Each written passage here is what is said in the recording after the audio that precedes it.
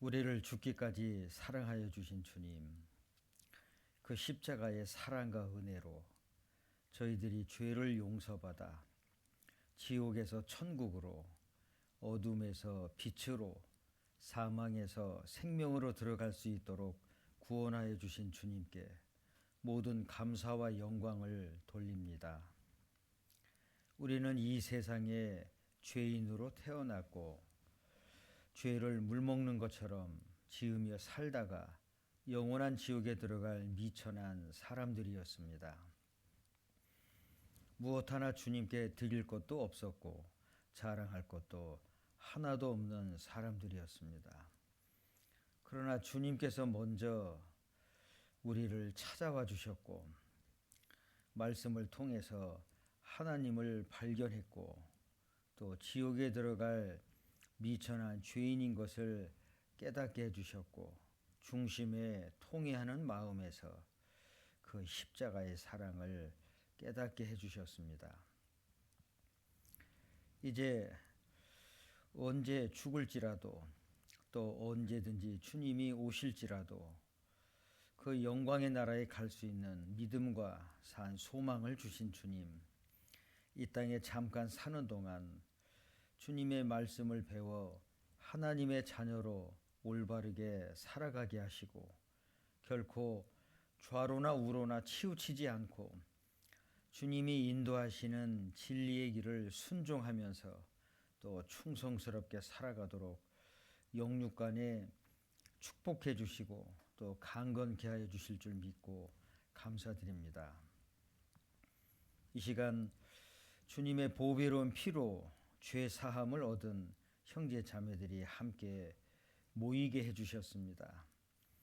이 시간 주님께서 두루 살펴주시고 우리 각 사람을 가르쳐 주시고 각 사람을 그리스도 예수 안에서 더욱 온전케 하여 주시기를 간구합니다. 이 시간 말씀을 전하는 자의 부족한 입술도 주님께서 주장하시고 다스려 주옵소서. 각 사람을 향하신 하나님의 뜻을 밝히 증거하게 하시고 증거되는 한 구절 한 구절 주의 말씀이 듣는 사람들 마음에 심겨지고 깨달아져서 그 말씀의 지혜와 능력으로 살아가도록 인도해 주시옵소서.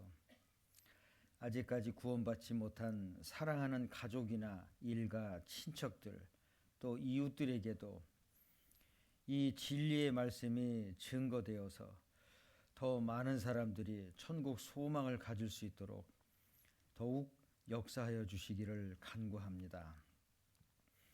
오늘의 모든 말씀의 시작과 끝을 주님께 의지하면서 우리를 죽기까지 사랑하여 주신 주 예수님의 이름으로 기도드렸습니다. 아멘. 신약성경 찾겠습니다. 누가복음 23장입니다.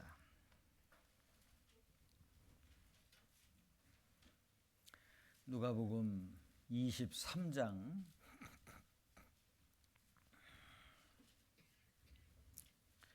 성경을 찾으실 수 있는 분들은 찾으시고요.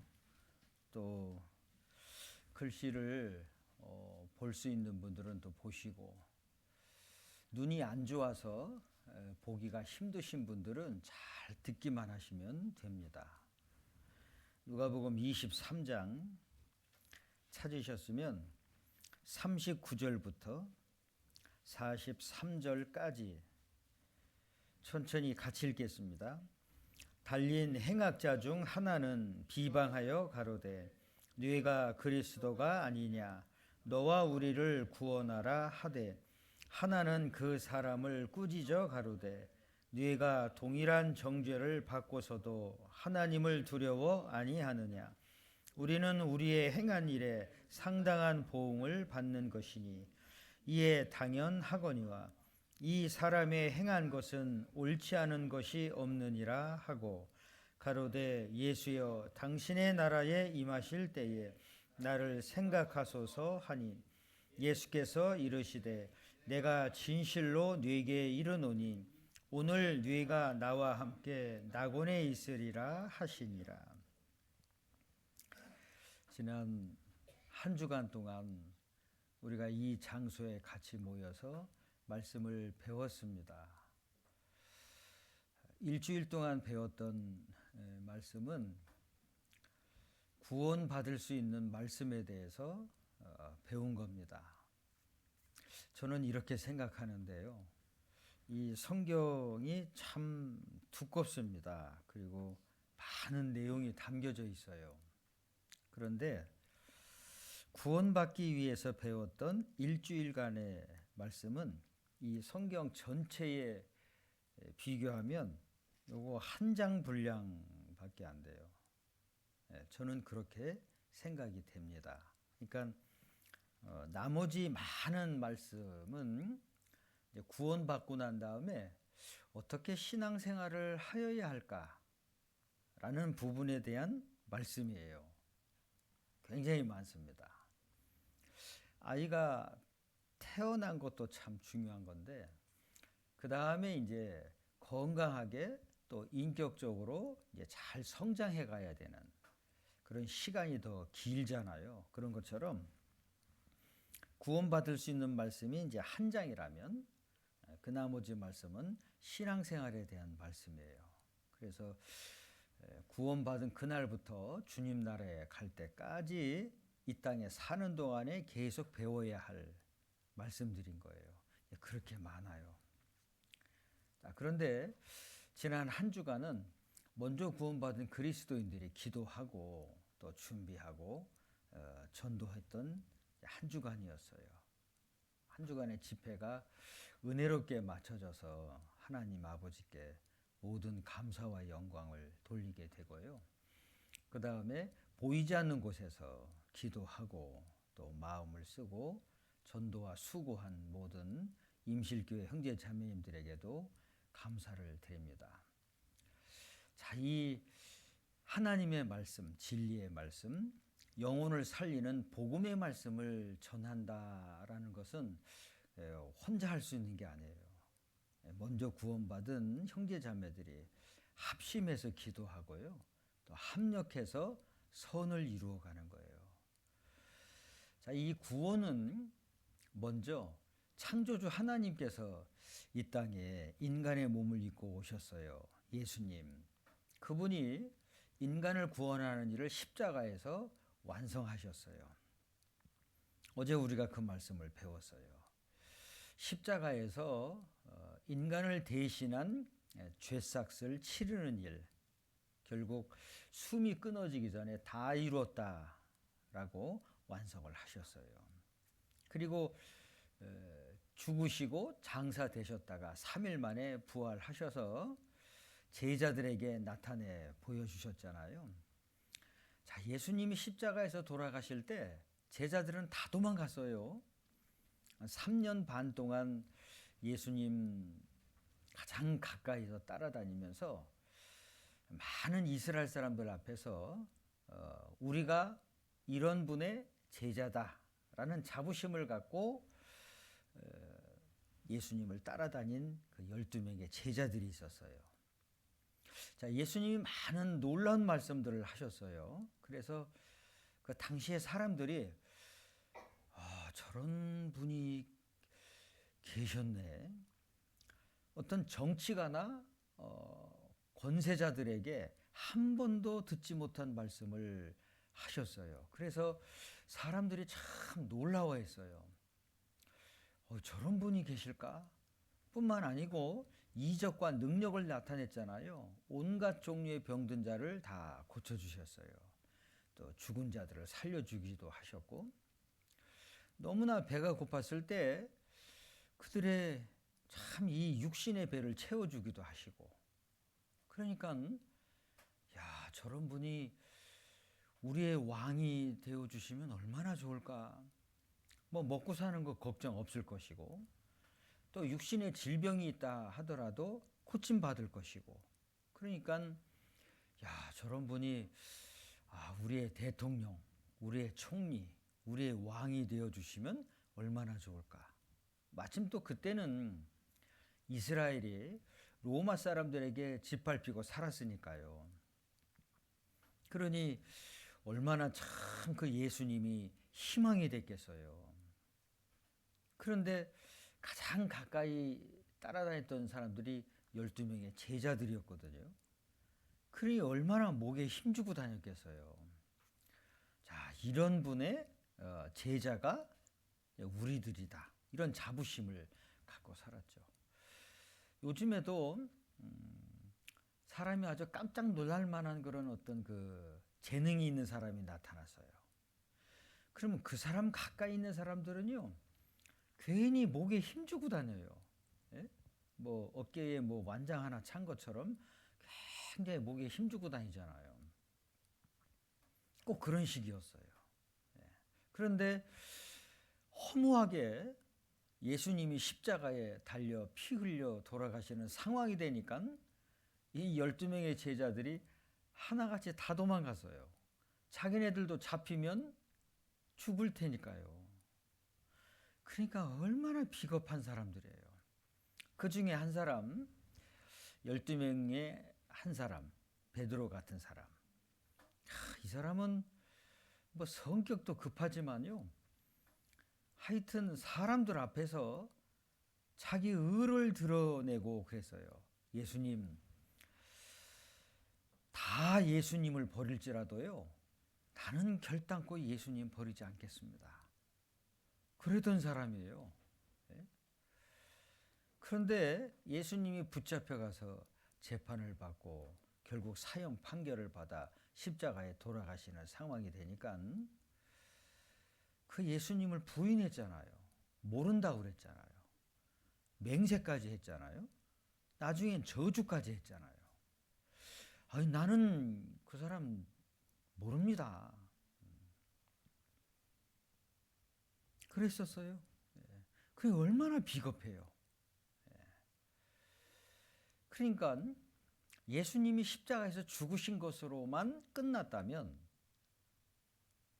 그냥 다 사라지고 없어졌으니까요. 그 예수님에 대해서 전해질 리가 없어요. 제자들 다 도망갔으니까요. 그런데 예수님이 살아계셨을 때 하신 말씀처럼 3일 만에 부활해서 제자들에게 나타나셨어요. 제자들이 얼마나 놀랬겠어요.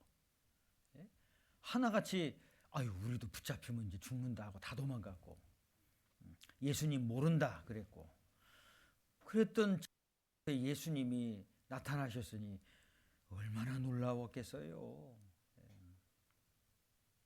그리고 그 베드로에게 이 사람들보다도 나를 더 사랑하느냐? 그때 베드로 마음이 어땠겠어요? 절대로 예수님 버리지 않겠다고.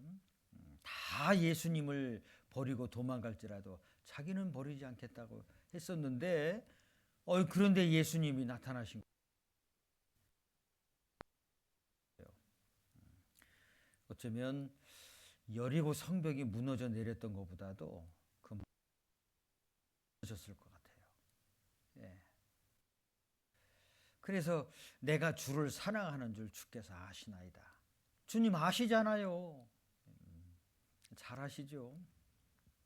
그래서 부활하신 예수님을 만난 이 제자들이 끝난 것이 아니었구나.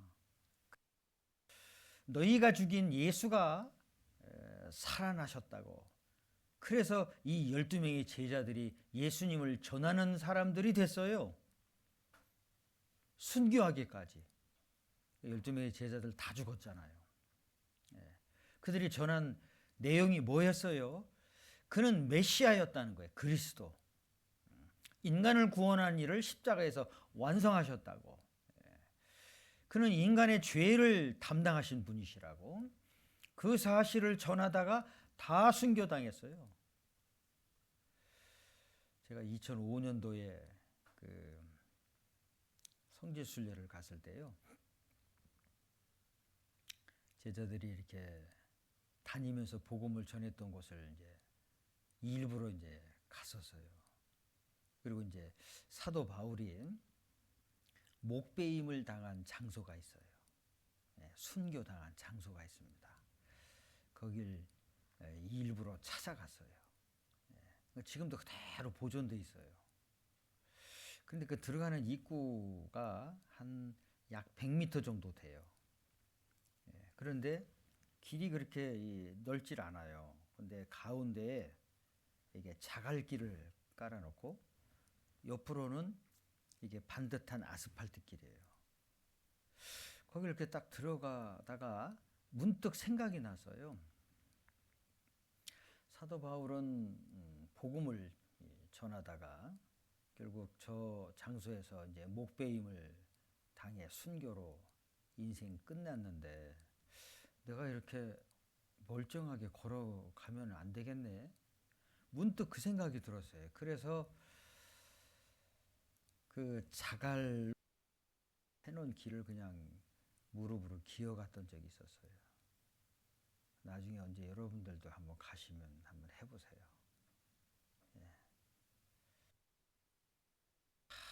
많은 생각이 들더라고요.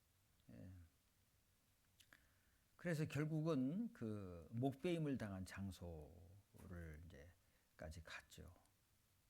거기서 이제 목 잘려 죽었어요. 12명의 제자들이 다 순교했어요. 그들이 그 예수님을 확신했기 때문에, 메시아라는 것을 확신했기 때문에 그 예수님을 전하다가 다 죽은 거예요. 그리고 그들이 전해주는 이 말씀을 듣고 구원받은 사람들이 또 똑같이 그 사실을 전하다가 생을 마감했어요. 그래서 결국은 전 세계에 이 말씀이 전파된 거예요. 마태복음 24장 14절에 이 천국 복음이 모든 민족에게 증거되기 위하여 온 세상에 전파되리니 그제야 끝이 오리라. 그러면 이 하나님의 말씀이 온 세상에 전파되려면 누군가가 전해줘야 되잖아요. 그러죠? 구원받은 사람들이 복음을 전해주었던 거예요. 참 많은 사람의 피가 흘려졌어요. 예수님의 피가 흘려졌고 12명의 제자들이 다 죽었어요. 피를 흘렸어요. 그 이후에 이 하나님의 말씀이 온 세상에 전파되는 가운데 많은 믿음의 사람들이 다 죽어갔어요. 그리고 결국 이 말씀이 내게까지 전달된 거예요. 참 놀랍죠. 그런데 우리가 사실 이 하나님의 말씀이 나에게 전달되기까지 얼마나 많은 사람들이 희생을 당했는지 우리는 잘 몰라요. 잘 모릅니다. 제가 프랑스에서 선교를 이제 하던 중에 그 클락 케이시 선교사를 만났어요. 여기 모르시는 분들도 계실 거예요 아마. 우리나라 이름은 길기수. 클락 케이시 선교사인데 이분이 네덜란드 분이에요. 그분을 만나게 됐어요. 나이가 많이 드신 상태인데 그분 집을 이제 찾아갔는데요. 정하는 임대주택 같은 거 집에 이제 살고 계시더라고요. 왜 만나게 됐느냐 하면 18년간 이 말씀을 전해준 사람이에요. 그래서 이제 이렇게 저렇게 수소문해서 이제 나이가 많이 드셔서 퇴임하시고 사신다 그래서 이제 뵙게 됐죠. 그 집을 찾아갔더니 그림 사이즈로 한 20호 사이즈 되는 그림이 거실에 걸려 있더라고요. 옛날 우리나라 깡촌 그런 그림이에요. 산이 있고 초가집이 있고 그리고 이제 그 시냇물이 흐르고 그 지게꾼이 이렇게 지게를 짊어진 그런 그림을 걸어놨어요. 그래서 이제 제가 언제 구원받고 신앙생활하다 이렇게 말씀 전하는 사람 됐고, 이게 프랑스에 선교사로 왔다고. 이분이 참 껴안아 주면서 얼마나 참 기뻐하시면서 또 눈물을 흘리시면서 그러시는지. 원래 그분은 네팔이라는 나라에 선교를 가려고 4년 동안 공부를 한 분이었어요. 그런데 이제 우리나라에 6.25 전쟁 터지고 난 다음에 세계 십자군 선교 회장이었던 놀만그락 박사가 한국을 방문하고 가서, 당신 네팔이란 나라 가지 말고 한국이란 나라를 가시오. 거기에 6.25 전쟁 터지고 나서 참 먹을 것도 없고 찢어지게 가난한 나라인데 이 하나님의 말씀을 그 사람들에게 전해줘야 되겠다고. 근데 이 클라케시 선교사는 자기가 네팔 선교를 가려고 4년 동안 준비했는데 내가 왜 알지도 못하는 그런 나라를 가냐고. 근데 어쨌든 뭐 얼마간 고민을 했대요. 그 전쟁을 겪은 아주 가난한 나라, 그 나라 사람들에게 이 말씀을 전해줘야 되지 않겠느냐고. 그게 그렇게 양심에 남았대요. 그래서 이제 네팔 가는 걸 포기하고 일본을 거쳐서 한국을 들어온 거예요. 들어와서 보니까 전쟁 끝나고 난 후라 먹을 것도 없고 찢어지게 가난하고, 이 사람들 참. 그래서 이제 정도는 선교를 한 게 아니고요, 시장통에 가서 사람들하고 이렇게 한국말을 배우셨대요. 그리고 한국말을 배운 다음에 그 다음에 이제 이 하나님의 말씀을 전해 주었대요. 그런데 이제 푸른 눈을, 파란 눈을 가지고 있는 외국인이 성경을 가르쳐 준다고 하니까 참 신기해라 하고 호기심에 사람들이 그렇게 많이 모였었대요. 저 눈 파란 저 사람이 뭐 성경을 가르쳐 준대 뭐 이래가지고, 그리고 한국말을 한대 뭐 이래가지고요, 사람들이 그렇게 많이 모였었대요. 그러면 이제 성경 말씀을 가르쳐 주고, 그래서 18년 동안 이 말씀을 가르쳐 주었다고 그래요. 그리고는 이제 본국으로 돌아간 거예요. 그런 얘기를 이제 쭉 이제 하시더라고요. 그래서 저도 이제 제가 말씀을 이제 듣게 됐고 구원받게 됐고 신앙생활 하다가 이렇게 말씀 전하는 사람이 됐다고 하니까요, 참 이분 입장에서는 참 기가 막힌 거죠. 그 복음의 씨앗이 뿌려졌는데, 그걸 듣고 다시 또 한국에서 외국으로 선교사가 파송됐다고 하니까요, 이분 입장에서는 이게 참 놀라운 일인 거예요. 그래서 한참을 교제를 나누었어요. 근데 그 부인은 한국말을 잘 모르시더라고요. 근데 이 클라케이 선교사는 한국말을 참 잘해요. 그리고 이제 헤어질 때 서로 이제 포옹을 하고, 그런데 마지막 그분이 하는 말이 끝까지 복음을 위해서 살아야 된다고 그러시더라고요. 그 말을 하시더라고요. 끝까지 복음을 위해서 살아야 된다고. 참 정말 아주 생생하게 기억에 나요. 그렇습니다. 이 하나님의 말씀을 정확하게 전달해주고 생을 마감한 사람들이 무수히 많아요. 우리는 다 몰라요. 나중에 하나님 앞에 천국에 갔을 때 이제 다 알겠죠. 정말 많은 사람들이 피를 흘렸고 희생을 했어요. 그래서 이 말씀이 나에게까지 전달된 거예요. 그냥 전달된 게 아니라는 거예요. 그래서 저도 이런 걸 알아가면서요, 내가 구원받기까지 참 많은 사람들의 그 그 피가 흘려졌고 희생이 주어졌겠구나. 근데 그걸 다 모르는 거예요. 다 몰라요. 모릅니다. 그래서 제가 그 클락 헤이시 선교사님한테 끝까지 복음을 위해서 살겠습니다. 그랬어요. 그분 얼마 전에 돌아가셨어요. 참 많은 생각이 나더라고요.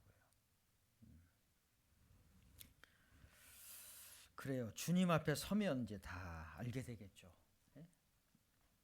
어떤 사람이 이 말씀을 전해주다가 피를 흘렸고 희생을 했는지 주님 앞에 가면 다 알게 되겠죠. 자, 지금도 먼저 구원받은 사람들이 이 사실을 거예요. 전파하는 이가 없이 어찌 들으리요. 듣지도 못한 이를 어찌 믿으리요. 믿지도 못하는 이를 어찌 부르리요. 그러셨잖아요.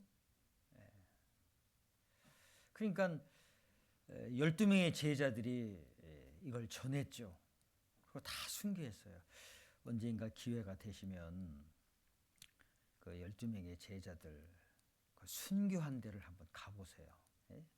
다른 여행보다도요. 그 하나님이 그 주시는 마음에 교훈이 있어요. 자, 어쨌든 이 말씀은 온 세상에 전파됩니다. 누구든지 배울 수 있고 믿을 수 있는 기회를 주시는 거죠. 하나님이. 그래서 온 세상에 이 하나님의 말씀이 이제 전해지는 거예요. 그런 가운데 구원의 믿음을 얻고 천국 갈 수 있는 소망을 갖게 되는 거죠. 저희 집안에서는 제가 먼저 이걸 알게 됐어요. 87년도에.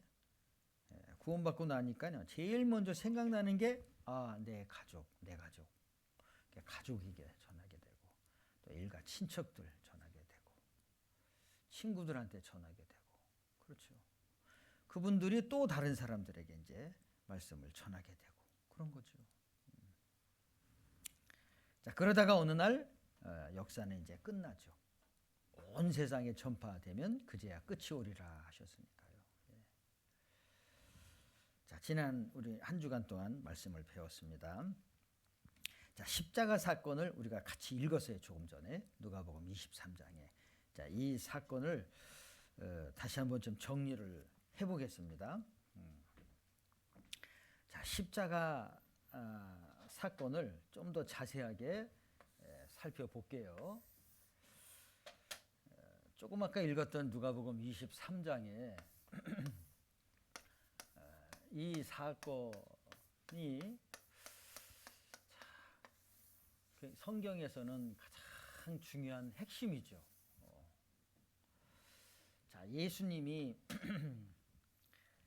십자가에 달리셨어요. 이것이 아침 9시부터 오후 3시까지 6시간 동안 주어진 사건이었어요. 자, 그런데 이 십자가 사건에 여기 여러 부류의 사람들이 있었어요. 자, 그걸 살펴보겠습니다. 35절. 누가복음 23장 35절. 자, 35절 같이 읽어볼까요?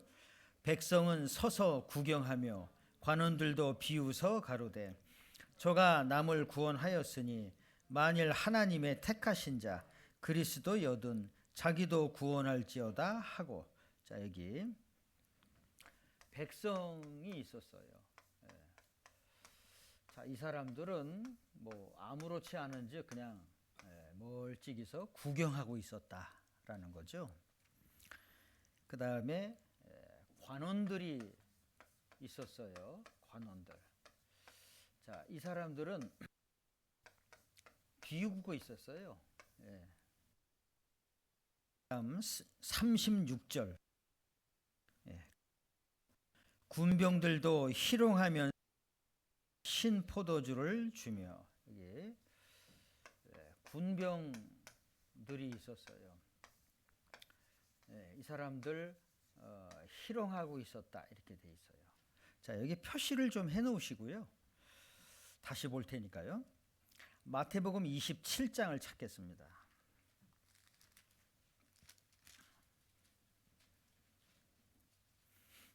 마태복음 27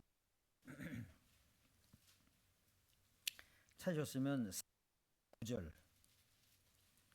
같이 읽을까요? 지나가는 자들은 자기 머리를 흔들며 예수를 모욕하여, 여기 지나가는 자들이 있었어요. 글쎄 뭐 여행객들인지 하여튼 지나가는 사람들이 있었어요. 자, 이 사람들도 욕을 하고 있었다라는 거예요. 이렇게. 자, 그다음 41절 같이 읽죠.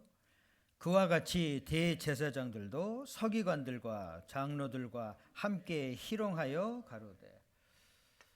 자, 여기 이제 종교가들이 이제 설명돼 있어요. 대제사장들이 있었고요. 그다음에 서기관들이 있었고요. 그리고 장로들이 있었어요. 자, 이 사람들 하나같이 희롱하고 있었다 이렇게 돼 있어요. 그다음 44절 같이 읽죠. 함께 십자가에 못 박힌 강도들도 이와 같이 욕하더라. 자, 예수님 좌우 양편에 강도들이 달려 있었어요. 그래서 이제 그 외국을 가다 보면 이 좀 높은 언덕에 항상 십자가가 3개가 이렇게 세워져 있는 걸 볼 수 있어요. 그런데 이 강도들이 뭐 하고 있었냐면 하나같이 욕을 하고 있었어요. 예수님에 대해서 하나같이 욕을 하고 있었어요. 자, 이런 상황이에요. 이런 상황에 6시간이 주어졌어요. 자, 십자가의 상황입니다. 자, 만약에 저와 여러분이 이 십자가 이 사건, 십자가 아래에 있었다면 어떤 부류의 사람들에게 속해 있었을까? 예? 어떤 부류의 사람에게 속해 있었을 거 아니겠어요? 뭐 종교가들 속에 있든지, 그렇죠? 아니면 뭐 강도에게 속해 있든지, 어쨌든 이 십자가 상에 있었다면 어느 한 부류에 속해 있었을 거예요, 아마. 그런데 어떤 부류의 사람이든지 다 예수님을 향해서 조롱했어요. 욕을 했어요. 비웃었고. 자, 이런 상황에서 6시간이 주어졌어요. 어느 한 사람도 변호하거나 옹호해 주는 사람이 없었어요. 그렇다면 저와 여러분이 이 십자가상에 있었으면 아마 똑같았을 거예요. 틀림없이. 분위기가 이랬으니까요. 사람은 군중심리라는 게 있어요. 군중심리. 자기가 원하지 않아도 군중들이 한 방향으로 가면 자기도 모르게 그 방향으로 가요. 자, 여기 전부 다 하나같이 예수님을 조롱, 욕하고 있었다라는 거예요. 자, 이런 상황이에요. 자, 이런 상황인데, 자, 다시 누가복음 23장을 보죠. 누가복음 23장 39절 같이 읽어보죠. 달린 행악자 중 하나는 비방하여 가로되 네가 그리스도가 아니냐 너와 우리를 구원하라 하되, 한 강도는 그리스도라며 너도 십자가에서 내려오고 우리도 구원해달라고, 자, 이렇게 했고요. 40절 같이 읽죠. 하나는 그 사람을 꾸짖어 가로되 네가 동일한 정죄를 받고서도 하나님을 두려워 아니하느냐. 이게 달라지기 시작했죠. 그런데 보세요. 처음에는 이 강도가 다 욕했어요, 예수님을. 근데 한편 강도가 여기 40절을 보면 이게 달라지기 시작했어요. 너와 나는 똑같은 이런 상황에서 죄를 지었기 때문에 벌을 받는 게 당연하다는 거예요. 41절 같이 보죠. 우리는 우리의 행한 일에 상당한 보응을 받는 것이니 이에 당연하거니와 이 사람의 행한 것은 옳지 않은 것이 없느니라 하고. 그러니까 예수님이 어떤 분이라는 걸 발견했다는 거죠. 그러잖아요. 자, 처음에는 욕을 했잖아요. 그런데 시간이 지나가면서 한 강도가 하겠어요. 이 달라지기 시작했다는 건 예수님이 어떤 분인지를 발견한 거예요. 그럼 생각해 보세요. 예수님 사건은 당대에 많은 사람들에게 알려진 사건이에요. 예. 그런데 이 강도들이 소문으로만 듣던 그 예수님을 가장 가까이에서 보게 됐어요. 여러분들, 보통 이 소문이라는 것은 덧붙이거나 또 빼거나 해서 오해가 생기는 일들이 많아요. 그런데 예수님에 대해서 뭐 그 사람은 뭐 병도 고쳐준다면서 뭐 죽은 자도 살렸다면서, 이게 그냥 보통 일반적인 일이 아니니까 그 소문이 쫙 퍼지죠. 또 사람들이 병자를 데리고 와서 예수님께 고쳐달라고 했고 실제 나은 사건들이 많이 있잖아요. 그러면 그 예수님에 대한 소문이 얼마나 빨리 퍼졌겠어요. 그런데 이 두 강도가 그 소문으로만 듣던 예수님을 어쨌든 가장 가까이에서 보게 된 거예요. 그런데 예수님이 피와 물을 쏟으시는 곳에서 이 주변 조롱하는데 예수님은 이 사람들을 위해서 기도하셨잖아요. 예. 저들의 죄를 저들에게 돌리지 마옵소서, 이렇게 기도하시잖아요. 그러면 한편 강도가 생각할 때 그 소문으로만 듣던 예수님, 이렇게 많은 다양한 사람들이 한결같이 다 조롱하고 욕을 하고 있는데, 그런데 어째서 이 사람들을 위해서 예수님은 기도하고 계시느냐라는 거예요. 자, 이런 상황에서 한 강도의 마음이 바뀌어지기 시작한 거예요. 그래서 너와 나는 죄를 저질렀기 때문에 이런 벌을 받는 것이 당연한데 이분은 옳지 않은 것이 없다라는 거예요. 그러니까 예수님이 어떤 분인지를 발견한 거죠. 이분은 우리하고는 라는 거예요. 그리고 또 42절 같이 읽어보죠.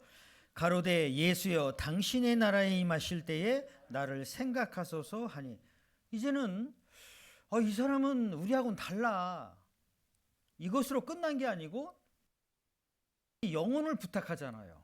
예수님, 당신의 나라에 임하실 때 늘 말씀하셨던 그 하늘나라 천국, 거기 들어가실 때 하는 거예요. 자기도 들어가. 그러니까 이 한 강도는 예수님을 가장 가까이에서 아주 확실히 발견한 상태예요. 그냥 자기 죄를 인정하는 정도가 아니고 예수님 늘 말씀하셨던 그 하늘나라요, 거기 들어가실 때 나를 좀 생각해 달라는 거예요. 그러니까 예수님이 누군지를 아니까 이 죽어가는 강도가 맡기잖아요. 예수님께 자기를 맡기잖아요. 근데 보세요. 여기 지금 십자가상에 있는 이 다양한 부류의 사람들이 예수님을 옹호하는 게 아니었잖아요. 하나같이 다 비웃고 조롱하고 그런데, 자, 이런 상황에서 예수님을 발견하는 것도 어려울 것이고 예수님께 자기를 맡긴다는 것도 참 이게 어려울 것 같은데요. 예?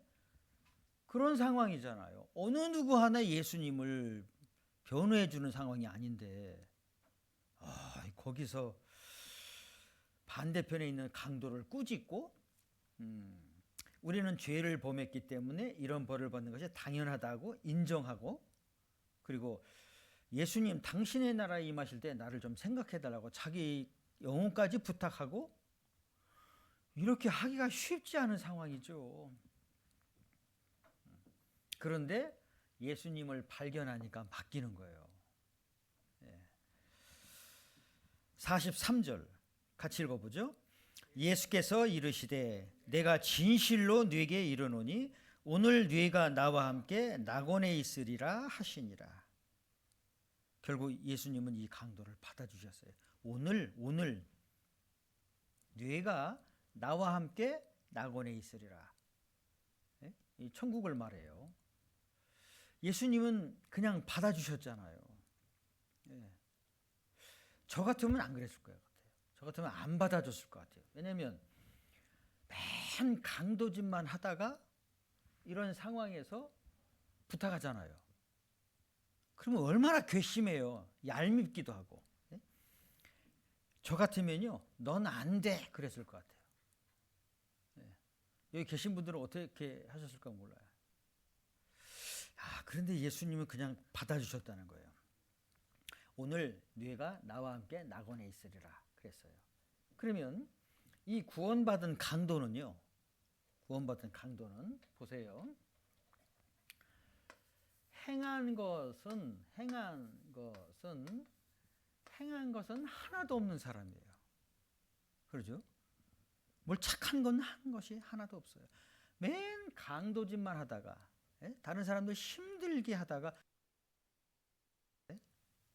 그런데 예수님은 그냥 천국은 행함으로 가는 게 아니라는 걸 했어요. 뭘 내가 노력해서 뭐 정성을 바쳐서 뭐 착하게 살고 이래서 천국 가는 게 아니라는 걸 알 수가 있어요. 예수님이 하신 말씀이 내가 의인을 부르러 온 곳이 아니요 죄인을 부르러 왔노라 그랬어요. 그런데 이 강도가 아주 몹쓸 짓을 하고 지금까지 살아왔지만 발견하고 자기 하고 예수님께 부탁하니까 예수님이 그냥 받아주셨다는 거예요. 그렇죠. 예수님은 죄인을 구원하시기 위해서 지금 십자가에서 죄값을 치르고 계시잖아요. 그런데 이 한편 강도가 자기를 생각해 달라고 하니까 예수님은 그냥 받아주실 수밖에 없죠.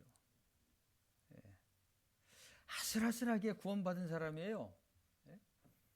그러니까 여기서 한 가지 확실하게 알 수 있는 건 절대 천국 가는 건 아니라는 거예요.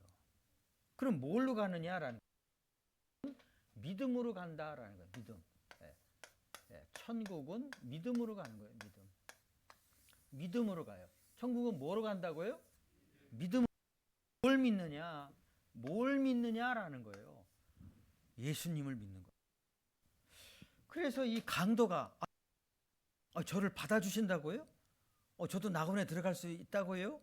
그러면 제가 낙원에 들어가게 된다라는 보여주세요. 네? 그렇게 얘기할 수 있잖아요. 나를 받아주셨다라는 표시. 그런데 이 강도는요, 예수님 말씀을 그냥 믿었어요. 네? 이 강도는 예수님이 하신 말씀을 그대로 믿었어요. 하신 말씀을 믿었어요. 오늘 네가 나와 함께 낙원에 있으리라. 예수님은 말씀만 하셨어요. 무슨 이적과 깜짝 놀랄 만한 능력을 나타내신 게 아니었어요. 말씀만 하셨어요. 오늘 네가 나와 함께 낙원에 있으리라. 그러면 강도는 그 예수님이 하신 말씀만 믿은 거예요. 말씀만 믿은 거예요. 그렇죠. 천국은 말씀을 믿음으로 가는 거예요. 그래서 예수님 숨이 다 이루었다. 염소와 송아지의 피로 오직 자기 피로 영 이루셨다 그랬어요. 예. 한다 그러셨어요. 믿는 거예요. 말씀을. 그래서 아슬아슬하게 구원을 받은 강도예요. 십자가상에서 전부 다 예수님을 욕하고 있는 상태에서 정말 아슬아슬하게 구원을 받은 사람이에요. 자, 여기서 또 한 가지 알 수 있는 건요. 보세요. 자, 여기 백성, 관원들, 군병들, 지나가는 사람들, 그리고 종교가들이 있었어요. 종교가들은 예수님이 누군지 전혀 몰랐어요. 깡통이었어요, 진짜. 그리고 그 종교가들은 하나같이 예수님을 희롱하고 있었어요. 여러분들 많은 사람들이 사실 하나님은 모든 사람을 위해서 저렇게 죄값을 치르시고 죄를 해결하셨는데 사실 많은 사람들이 믿지 않아요. 안 믿습니다. 그래서 예수님 말씀에 좁은 문으로 들어가라 그러셨어요. 좁은 문. 왜 좁은 문일까? 십자가는 모든 사람을 건데 왜 천국 들어가는 문이 좁은 문이 될까? 많은 사람들이 안 믿는 거예요. 다른 방법으로 천국 가려고 하는 거예요. 한 가지. 자, 한편 강도는 예수님께 부탁했고 말씀을 믿었어요. 그러면 예수님과 한편 강도가 이렇게 대화하는 모습을 옆에 있는 강도도 들었을 거 아니에요. 멀리 떨어진 게 아니기 때문에. 저 사람 맨 강도짓만 했는데 뭐 나를 책망하고 예수님께 뭐 부탁을 하고 이러거든요. 그런데 또 예수님은 오늘 뇌가 나와 함께 낙원에 있으라고 받아주시거든요. 그러면 반대쪽에 있는 강도가 예수님 저도 좀 생각 좀 해주세요. 그랬다면 예수님이 뭐라고 했을 것 같아요? 한참 생각하셔야 돼요. 네? 한편 강도가 반대쪽에 있는 강도가 예수님 저도 좀 생각해 주세요. 그랬으면 예수님이 뭐라고 하셨을 것 같아요? 그렇지요. 그래? 너도 나와 함께 있으리라. 그도 받아주시죠. 자, 그런데 반대편에 있는 강도는 끝까지 예수님 저주했어요. 안 받아들였어요. 당신 메시아라면서 당신도 십자가에서 내려오고 나도 살려주시오. 계속 조롱하고 있었어요. 그래서 이 십자가상에서 한편 강도는 구원을 받게 되었고 또 다른 한편 강도는 영원한 지옥에 들어가게 했다라는 거예요. 근데 보세요. 이 상황이 6시간 주어졌어요. 똑같은 상황이에요. 똑같은 장소예요. 똑같은 시간대예요. 그런데 이 강도는 구원을 받았고 또 한 강도는 구원을 받지 못했다라는 거예요. 왜 그랬을까요?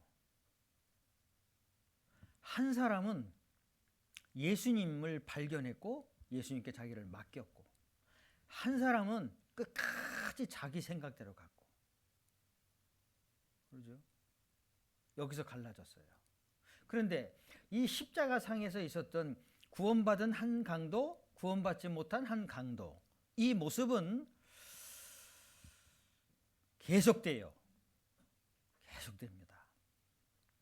똑같은 장소에 똑같은 시간에 똑같은 말씀을 듣지만 어떤 사람은 구원을 받고 그 인생이 변하는 사람이 있고요. 어떤 사람은 그냥 맹숭맹숭해요. 자기 생각대로 살아가요. 제가 87년도에 구원받고 지금까지 이렇게 신앙생활 하면서 보니까요. 두 종류로 나눠져요. 그렇습니다. 구원받고 그 인생이 변화돼서 살아가는 사람들이 있는가 하면 그렇지 못하는 사람들이 있어요. 그래서 이 누가복음 23장에 나와 있는 이 십자가 상황을 생각해 보면 참 많은 생각이 됩니다. 또 여기 밑에 있었던 사람들이 있었잖아요. 그런데 다른 사람들이야 뭐 그렇다고 쳐도 여기 종교가들이 있었잖아요. 대제사장, 서기관들, 장로들. 이 사람들은 백성들에게 존경받고 있는 사람들이에요. 종교가로서. 그리고 구약 성경을 아는 사람들이에요. 그리고 구약 성경을 백성들에게, 이스라엘 사람들에게 가르쳐 주는 사람들이에요. 그러면 구약 성경에 창조주 하나님이 한 인간의 몸으로 오셔서 인간의 죄를 해결하시고 인간을 지옥에서 천국으로 가게끔 하신다는 말씀이 많이 있어요. 특별히 이사야 53장에도. 그런데 구약 성경을 늘 알고 있고 사람들의 종교가라서 존경받고 있는 사람들은 하나도 안 믿었다. 참 놀랍죠. 어쩌면 그 예수님을 발견하기가 쉬운 사람들이 이런 종교가들인데, 왜냐하면 이 사람들은 살아가는 그 목적이 다르잖아요.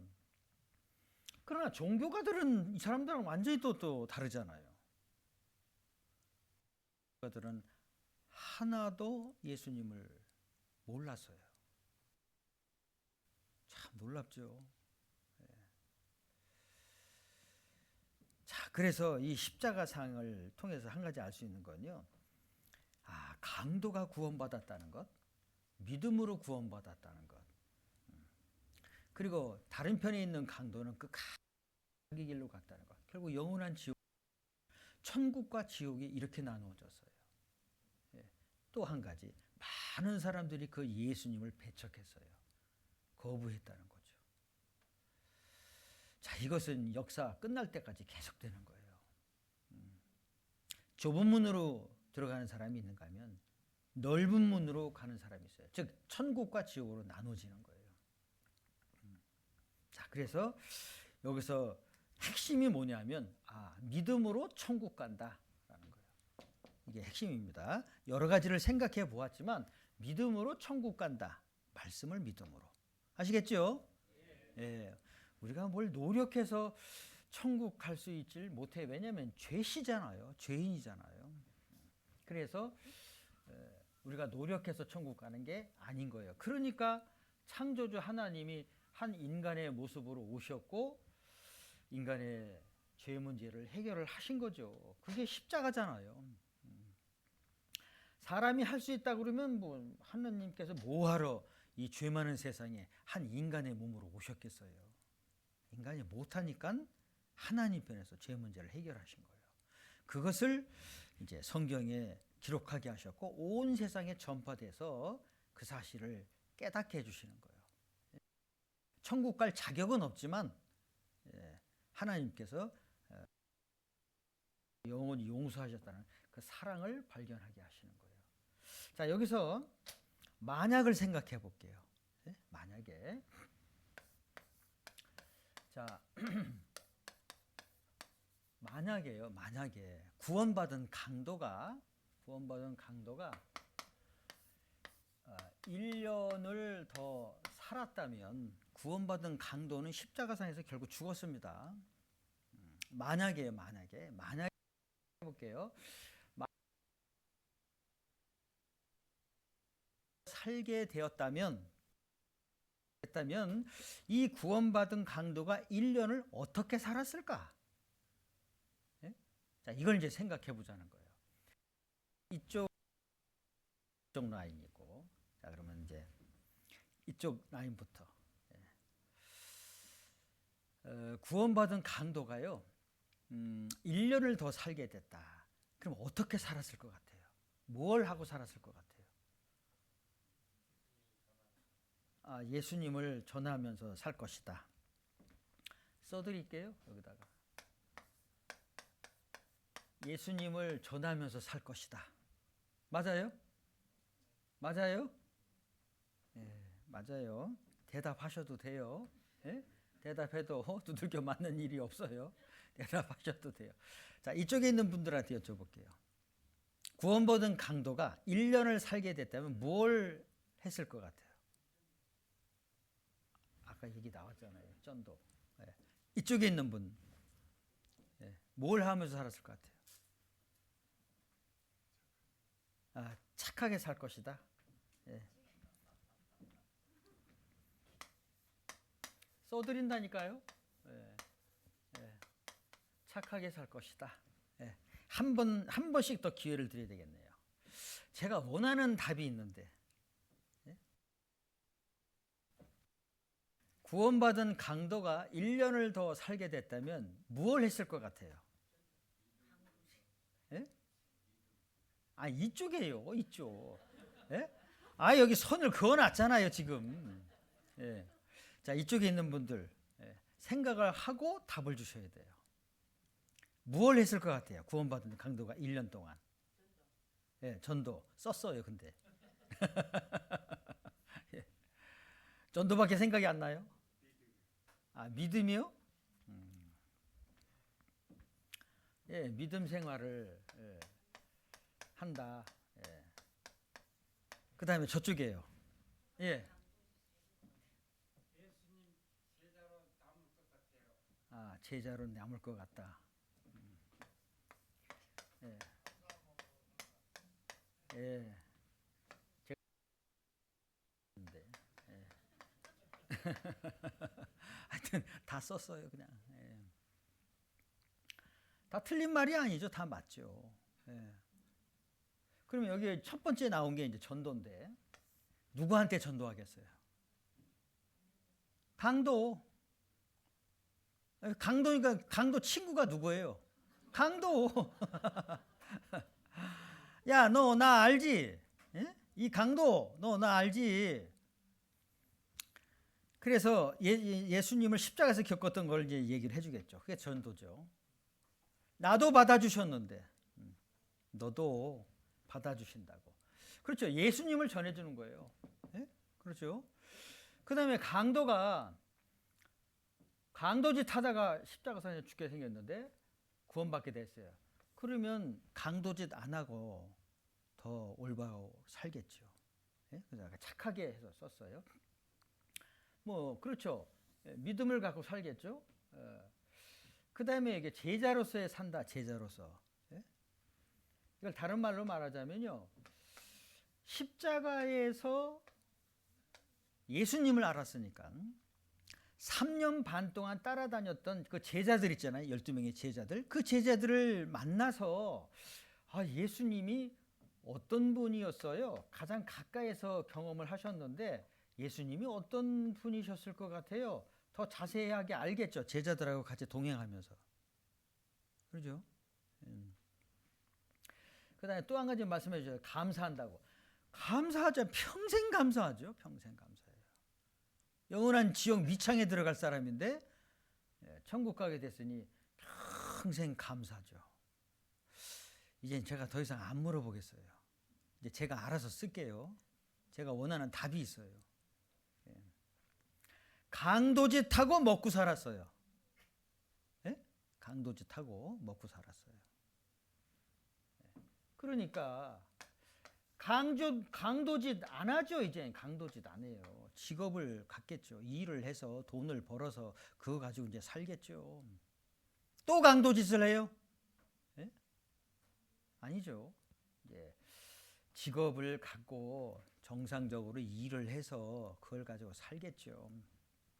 그 다음에 또 한 가지가 있어요. 답이 안 나와서 이제 써드리는 거예요. 또 한 가지가 있어요. 자, 이제 다른 사람들을 위해서 살 거예요. 맞아요? 그렇죠. 그동안에는 맨 남을 힘들게 했잖아요. 다른 사람을. 강도짓 했으니까. 그러니까 이제 다른 사람들을 위해서 살겠죠. 보람된 삶을 사는 거예요, 진짜. 그러죠. 남을 위해서 사는 거예요. 틀림없죠. 아까도 말했어요. 착하게. 예. 그렇죠. 이제는 선하게 살죠. 선하게. 강도짓 안 한다는 거예요. 말도 달라지고 행동도 달라지고 그러죠. 예. 자, 이건 만약에요. 만약에 구원받은 강도가 1년을 더 살게 됐다면 어떻게 생활을 했을까라는 거예요. 잠깐 생각을 해봤습니다. 여기 나온 내용들이 다 맞는 것들이에요. 다 맞아요. 이것을 다른 말로 말하자면 신앙생활을 이렇게 한다라는 거예요. 신앙생활을. 예. 즉 구원받기 전과 구원받고 난 후가 달라질 수밖에 없죠. 그러죠? 강도짓하고 살았는데요. 다시 또 강도짓 하냐? 아니죠. 달라지는 거예요. 예. 그래서 잠깐 생각을 해봤어요. 그러나 구원받은 강도는 십자가상에서 죽었어요. 더 이상 기회가 없었어요. 이제 구원받은 그리스도인은 시간이 주어져요. 기회가 주어져요. 너 구원받기 전에는 이렇게 살았잖아. 이제는 구원받은 사람답게 살아보라고 시간과 기회를 주시는 거예요. 그게 이제 신앙생활인 거예요. 로마서 6장을 찾겠습니다.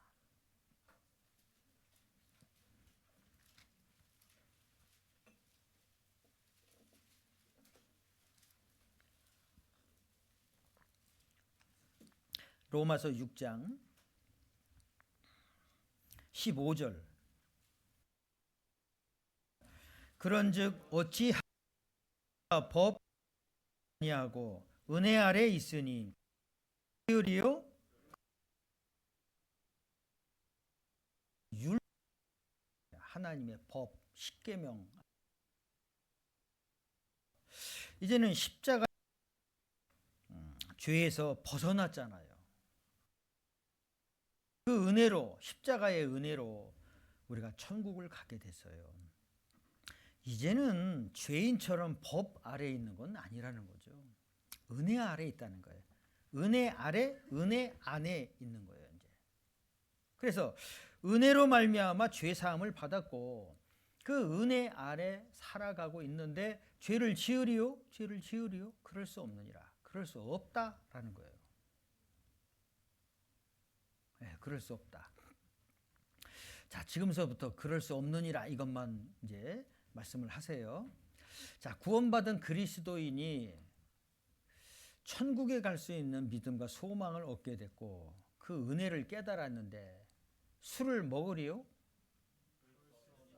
담배를 피리요? 화토를 치리요? 춤추러 다니리요? 그럴 수 없느니라니까요. 그럴 수 없느니라. 은혜 아래 있으니 죄를 지으니라. 이게 그 말씀인 거예요. 그럴 수 없다. 물론 영원히 죄를 용서하셨어요. 그렇다고 해서 또 죄를 짓고 사냐? 그러면 그 십자가에 달리신 예수님을 또 죽이는 꼴이 되는 거예요. 예수님이 내 죄 때문에 십자가에서 그렇게 모진 고통을 받고 돌아가셨는데 죄값을 치르셨는데 내가 또 죄를 짓냐?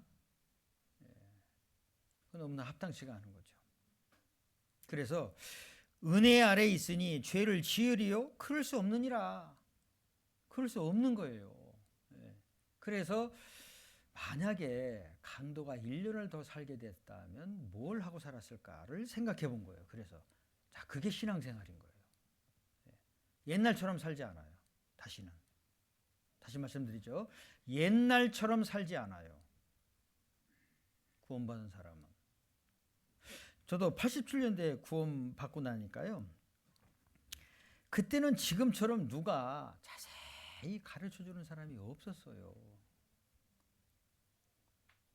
그런데 양심에 딱 떠오르는 건 아, 내 가족이 이걸 알아야 되는데 전도하게 되고요. 그 다음에 아, 옛날처럼 살면 안 되지. 그 양심적으로 알게 돼요. 다시 또 옛날처럼 뭐 술 먹고 담배 피고 뭐 맨날 뭐 친구들하고 어울려 돌아다니고 뭐 그럽니까? 안 그렇게 되던데요.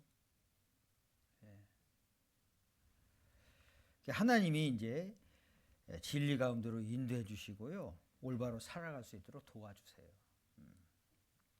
자, 그런데 은혜 아래 있으니 죄를 지으리요? 그럴 수 없느니라고 딱 선을 그으셔야 돼요. 그럴 수 없다고. 그러면 하나님 쪽에서 도와주세요. 야, 그런데 이게 생활하면서 뭐 이럴 수도 있고 뭐 저럴 수도 있고 이렇게 타협하잖아요. 하나님이 안 도와주세요. 그것도 아셔야 돼요. 안 도와주십니다. 또 그렇게 살고 싶냐? 몇 번 가르쳐 주시다가 고지 피우잖아요. 그럼 하나님이 이렇게 딱 손을 탁 놔버려요. 그래? 가라. 그리고는 이제 많은 어려움을 겪게 되고 일이 꼬이게 되고 문제가 발생하고 징계를 받게 되고 그런 일들이 생겨요. 실제. 자, 그래서 게 아니에요. 죄를 지으리요? 그럴 수 없다. 그러면 하나님이 그 사람을 탁 붙잡고 그리고 그 사람을 쓰세요. 하나.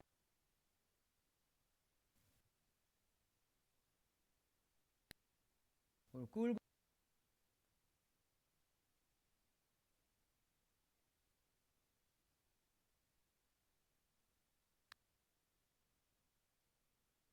그러니까 하나서 잘하게 되는 거예요. 내 힘으로 하는 건 조금 하다가 금방 또 포기가 돼요. 그렇죠. 그 하나님의 도우심을 계속 이제 받아야 되는 겁니다. 그러려면 기본적으로 그 십자가의 은혜를 잊지 않으셔야 돼요.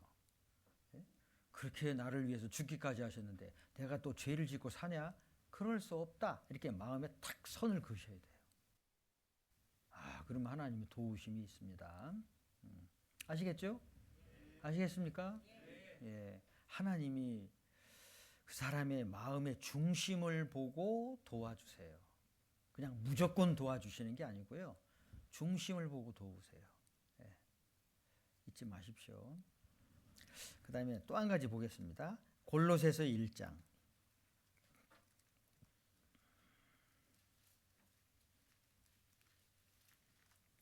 골로새서 1장 6절 말씀. 골로새서 1장 6절. 같이 읽겠습니다.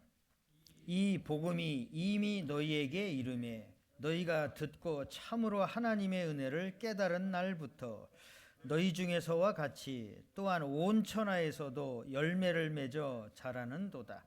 자, 이거 한 구절 말씀인데요. 외우시길 바랍니다.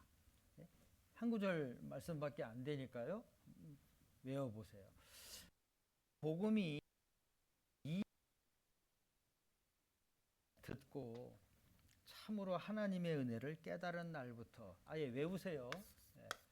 자, 골로새서 1장 6절 말씀이 한 구절 말씀이에요. 이 한 구절 말씀을 두 단락으로 나누어 볼게요.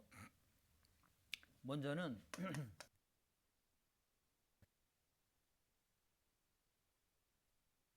은혜가 설명되어 있어요. 하나님의 은혜를 깨달은 날부터 이렇게. 이거는 구원을 말씀하시고 하나님의 은혜, 이게 하나님의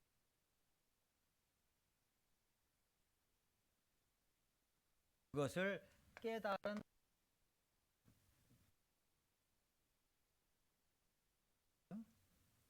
하나님의 자녀, 천국에 들어가게 된 죄를 용서받은 그 날이 이게 구원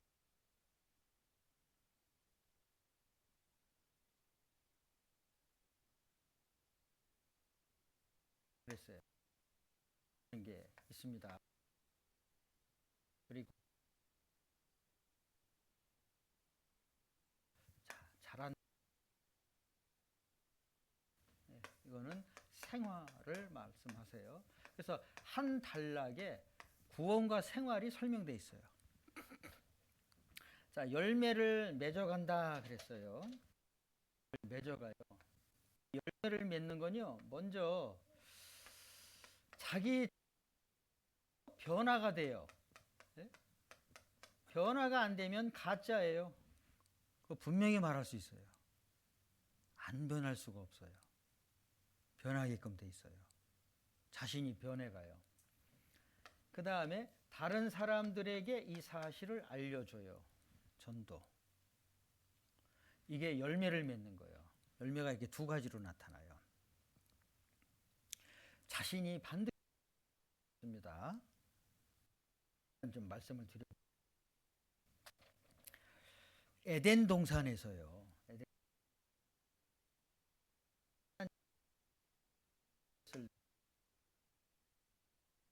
구성이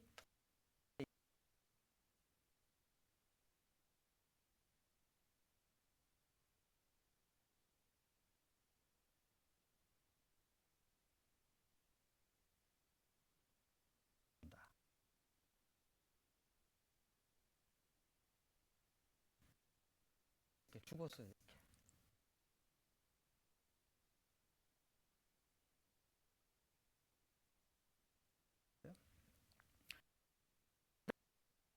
과 몸으로 살아가는 거예요.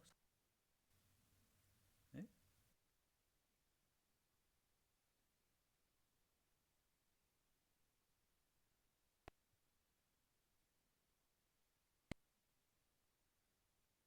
가로 이런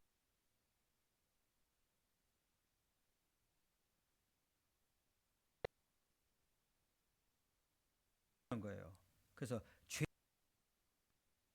성령을 선물로 받으리니 죽은 영을 살리시는 거예요. 네? 그러면 보세요. 구원받은 손과 몸으로 살았어요. 네. 그런데 구원받음으로 인해서 이 죽었던 영이 살아난 거예요.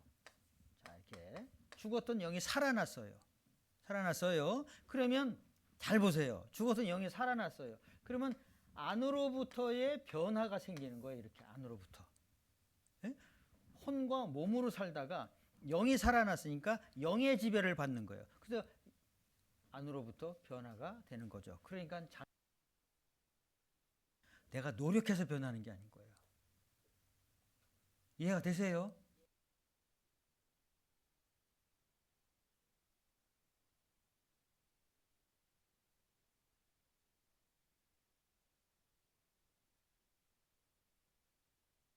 한다라는 것은요, 믿음이 성장되는 거예요. 그리고 인격이 성숙하게 돼요. 이게 자라는 거예요. 되고 그다음에 인격 잘한다. 이건 이제 생활을 말해요. 세상의 모든 종교는 요 두 번째를 얘기해요. 두 번째를 잘 해야 좋은 곳에 간다. 이렇게 가르쳐요. 세상의 모든 종교는. 근데 하나님은 아니다. 그 하나님의 십자가의 은혜를 깨달아야 된다. 이걸 말씀하시는 거예요. 대학교로 말하자면 대학교에 합격부터 하고, 대학교에 합격부터 하고 합격된 사람이 대학인으로서의 생활을 하는 거예요. 순서가 그렇게 돼 있어요. 이해가 되세요? 모든 종교는 열심히 사시오. 그러면 좋은 곳에 갑니다. 이렇게. 근데 하나님은 아니다. 하나님의 은혜를 깨닫고 죄에서 해방되어야 그 다음에 생활을 할 수가 있다. 이렇게 말씀하시는 거예요. 이게 순서죠. 그래서 열매를 맺어 자란다 이렇게 돼 있어요. 열매를 맺어 자라가요. 자, 이걸 도표를 써서 하나 설명을 해드려 볼게요. 열매를 맺어 자라는 부분인 겁니다. 열매를 맺어서 자라가는 거예요. 자, 이렇게 도표를 그려 볼게요. 이렇게. 자, 이게 이제 마음이라고 생각을 해보세요. 마음. 그런데 구원받기 전에는 마음 전체가 다 뭐 하나님하고 상관이 없었죠. 세상 좋아하고. 근데 구원받음으로 인해서 마음이 딱 나눠지는 거예요. 어떻게 마음이 나누어지느냐? 이렇게 마음이 나눠져요. 자, 이쪽은요, 영적으로. 자, 이것은 영적으로, 즉 신앙적인 것으로 되고요. 또 한쪽은요, 육신적으로 돼요. 즉 현실을 보고 살아가는, 이렇게 마음이 나눠져요.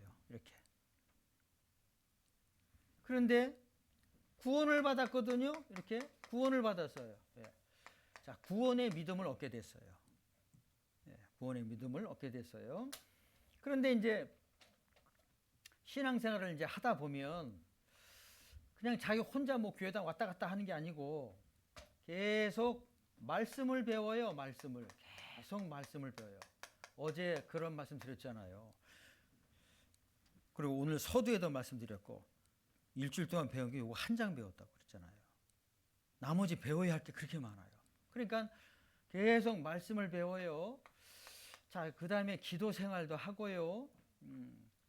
그 다음에 이제 전도도 하고요. 또 형제자매들하고 교제도 하고 그래요.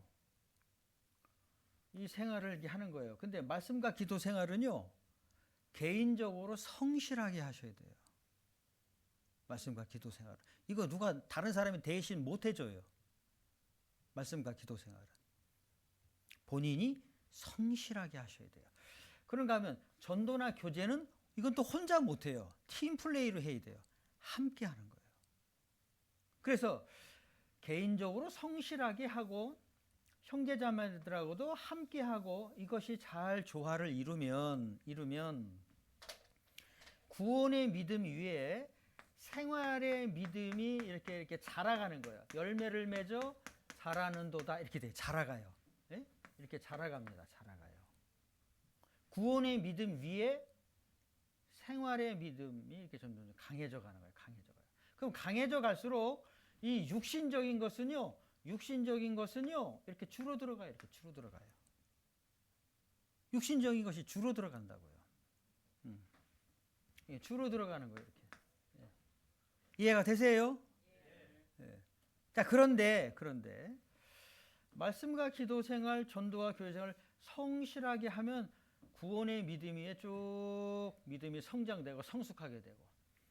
그런데 어느 날 어떤 문제가 생겨서 말씀과 기도 생활, 전도와 교제 생활을 좀 게으르게 해요. 나태해져요. 네? 그러면 어떻게 되겠어요? 다운되죠, 뭐 이렇게 다운되는 거예요. 네? 이렇게 다운돼요. 그럼 다운되면 어떻게 돼요? 다운이 되면 구원의 믿음은 영원한 거니까 안 없어져요. 그러면 다운이 되면 믿음이 점점 줄어들고 육신의 힘은 강해지는 거예요. 이렇게. 네? 그래서 바닥까지 내려가면 구원의 믿음만 있는 거예요. 육신은 이렇게 강해요. 이렇게 돼요. 이 상황이 되면 구원받은 사람은요, 갈등이 생겨요. 고민이 생기죠. 아, 내가 이렇게 살면 안 되는데, 양심의 찔림 때문에 이게 고민이 생겨요. 이게 이제 해결이 안 되고 오랜 시간 지나가면요, 그 다음엔 번뇌가 생겨요. 번뇌. 예. 이게 정도가 심해지는 거예요. 예. 아, 내가 구원이 아닌가? 이렇게. 그러면 이런 생활이 계속되면 이제 하나님이 가만히 안 두시죠. 징계도 내리시고 너 빨리 돌이켜라 하고 깨우쳐 주셔요. 그럼 이런 상태가 되면 이제 어떻게 해야 될까? 이런 상황이 없어야 되는데 이런 상황이 되면 어떻게 해야 될까? 방법이 없어요. 여기 말씀드렸잖아요. 말씀과 기도 생활, 전도와 교제 생활을 다시 성실하게 하셔야 돼요. 그러면 구원의 믿음 위에 신앙의 힘이 다시 강해져요. 그러면 강해지면 육신의 힘은 그만큼 줄어들어가는 거예요. 저도 이것을 신앙생활 하면서 터득했어요. 이걸 배웠어요. 신앙생활이 구원받은 날부터 해서 계속 점진적 발전만 있으면 얼마나 좋아요. 근데 우리는 사실 신앙생활하기에 아주 악조건이에요. 왠지 아세요? 사단마귀의 방해도 있고 그 사단마귀가 내 육신의 소욕을 또 충동질하고 나는 육신의 또 죄의 기질도 있고 또 세상에 또 하고 싶은 것도 눈에 보이는 것도 많고 그러니까 신앙생활을 올바로 한다는 게 참 악조건 속에서 하는 거예요. 그러나 내 쪽에서 최소한 해야 될 것을 성실하게 하면 이렇게 믿음이 계속 성장해요. 강해져요. 강해지면 현실을 이겨나가요. 왜 코로나 바이러스 중에 면역력이 강해야 된다 그랬잖아요. 예? 바이러스를 이기려면, 전염병을 이기려면 면역력이 강해야 된다는 거 그랬잖아요. 그럼 면역력이 강해지는 음식을 먹잖아요, 사람들이. 예? 음식도 먹고 운동도 하고 어떻게든지 예? 그 병을 이기려고 하잖아요. 마찬가지예요. 그 악조건이지만 최소한 우리 쪽에서 해야 될 거를 하면 이렇게 열매를 맺어 자라가요. 예.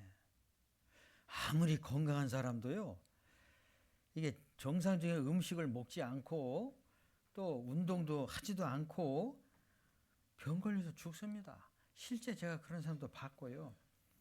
키가 1m 거의 90이 되는 분이고요. 덩치가 굉장히 크신 분이에요. 한국 사람들은 그런 체가 그렇게 흔치 않아요.